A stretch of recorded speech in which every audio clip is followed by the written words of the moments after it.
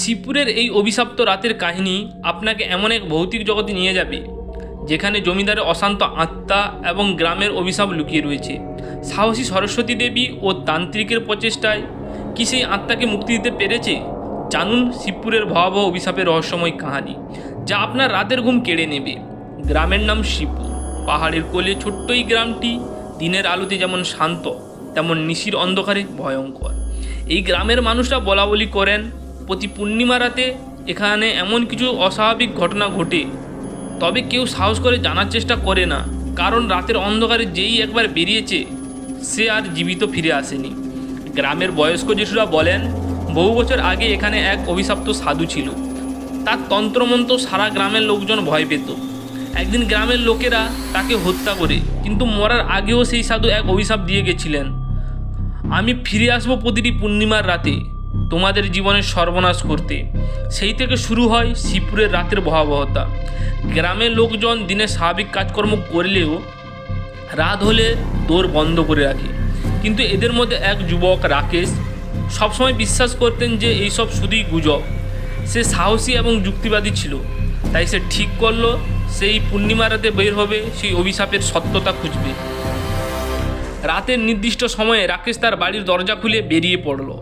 চাঁদের আলোয় পুরো গ্রামটা ভয়ঙ্করভাবে থমথমে হয়ে আছে। গ্রামের শেষে একটি পুরনো বটগাছের নিচে সেই থামলো। সেই গাছটি ঘিরে অনেক পুরনো গল্প প্রচলিত আছে। এই গাছের নিচে নাকি সেই অভিশপ্ত সাধু তার শক্তি আয়ত্ত করতেন। হঠাৎ বাতাসে এক অদ্ভুত শীতলতা স্পর্শে রাকেশের শরীর শিউড়ে উঠল। সে কিছুটা এগিয়ে গেল, আর ঠিক তখনই তার সামনে একটা ছায়ামূর্তি উদ্ভাসিত হলো। রাকেশ স্থির হয়ে দাঁড়িয়ে রইল, তার চোখের সামনে সেই অভিশপ্ত সাধুর আত্মা। সেই ছায়ামূর্তিটি রাকেশের দিকে ধীরে ধীরে এগিয়ে আসতে লাগলো, আর তার চারপাশের বাতাস যেন আরও গভীর হতে লাগলো। রাকেশ চেষ্টা করলো পালানোর, কিন্তু তার পা যেন জমে গেছিল মাটির সঙ্গে। মূর্তিটি তার কাছে এলো, এসে ফিসফিসে বলল, তুই আমাকে ভুল ভেবেছিলিস, আমার অভিশাপ এখনও এই গ্রামে আছে, আর তুই হবি তার পরবর্তী শিকার। রাকেশের গলা শুকিয়ে গেল, সে কোনো কথা বলতে পারল না। অন্ধকারের ভেতর থেকে আরও কয়েকটি ছায়ামূর্তি উদয় হলো, যারা একসঙ্গে রাকেশের দিকে এগিয়ে আসতে লাগলো। সে আতঙ্কিত হয়ে চিৎকার করলো, কিন্তু তার চিৎকার কেউ শুনতে পেল না। সকালের আলো ফোটার সঙ্গে সঙ্গে গ্রামের লোকজন রাকেশের খুঁজে বের হলো। তারা দেখতে পেল রাকেশের শরীরটা পড়ে আছে সেই পুরনো বটগাছের নিচে। তার চোখ দুটি স্থির এবং নিথর। রাকেশের ঠোঁটে একটি অজানা ভয়ের ছাপ রয়ে গেছে, যা গ্রামের মানুষদের নতুন করে ভয় দেখালো। শিবপুরের মানুষ আবার সেই পুরনো গল্পের কথা মনে করল। এই গ্রামের পূর্ণিমার রাতে কেউ বের হয় না, কারণ এই রাতের অন্ধকারে এখানে এক অভিশপ্ত সাধুর ছায়ামূর্তি অপেক্ষা করছে পরবর্তী শিকারের জন্য। শিবপুরের মানুষেরা রাকেশের অস্বাভাবিক মৃত্যুর পরে আরও সতর্ক হয়ে গেল। সেই রাতের কথা মনে পড়লে গ্রামের বয়স্করা এখনও ঠোঁট কামড়ে বসে থাকেন।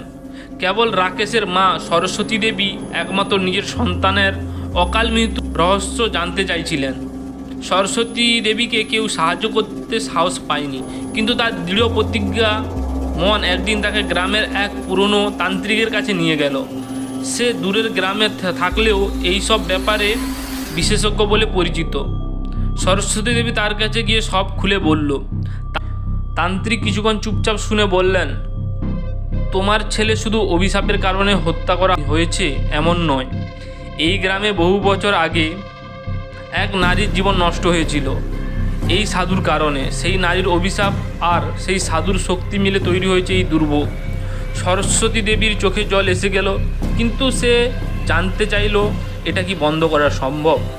তান্ত্রিক বলল, হ্যাঁ, কিন্তু এটা সহজ হবে না। একমাত্র উপায় হলো সেই নারীর আত্মাকে মুক্তি দেওয়া এবং সেই সাধুর অভিশাপের শিকড় খুঁজে তাকে ধ্বংস করা। এই কথা শুনে সরস্বতী দেবী আরও দৃঢ় প্রতিজ্ঞা করলেন। তিনি তান্ত্রিকের পরামর্শ মতো একটি রাতে আবার সেই অভিশপ্ত বটগাছের কাছে গেলেন।